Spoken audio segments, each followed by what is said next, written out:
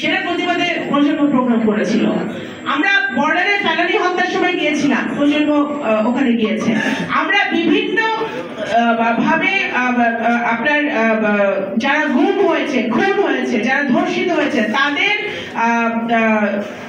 তাদের প্রতিবাদে, এই সকল অপকর্মের প্রতিবাদে প্রজন্ম প্রোগ্রাম করেছে। অনেক সময় এই প্রোগ্রামগুলো আমাদের হয়তো করা সম্ভব হতো না যদি আপনারা একটা দলের আবদ্ধে থাকতেন, সেটা আপনাদের বুঝতে হবে। তো এখন আপনারা যারা দাবি করছেন যে সহযোগী সংগঠন হতে হবে, সেটা আপনারা আপনাদের পারফরমেন্সের মাধ্যমে দেখাতে হবে, পারফরমেন্সের মাধ্যমে দেখাতে হবে, ঠিক আছে? আর হলো যে যারা প্রজন্মে সুযোগ সন্ধানীদের কোনো জায়গা নেই, প্রজন্মে চাঁদাবাজ দালালদের কোনো জায়গা নেই, যারা এই সুযোগ মানে যারা এই আওয়ামী লীগের টাইমে আওয়ামী লীগের সাথে মিলেমিশে ছিল, এখন সুসময় এসেছে বলে এখন আবার দলে বা প্রজন্মে ফেরত এসেছে, সেই ধরনের লোকজনের প্রজন্মে জায়গা নেই।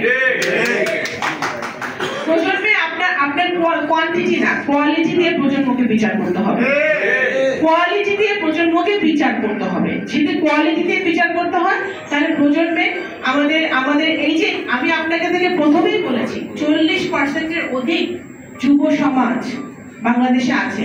এদেরকে আকৃষ্ট করার জন্য জাতীয়তাবাদী মুক্তিযুদ্ধ প্রজন্ম কি কি ভূমিকা রাখতে পারে সেই বিষয়ে কিন্তু আপনাদের কোনো বক্তব্য ছিল না।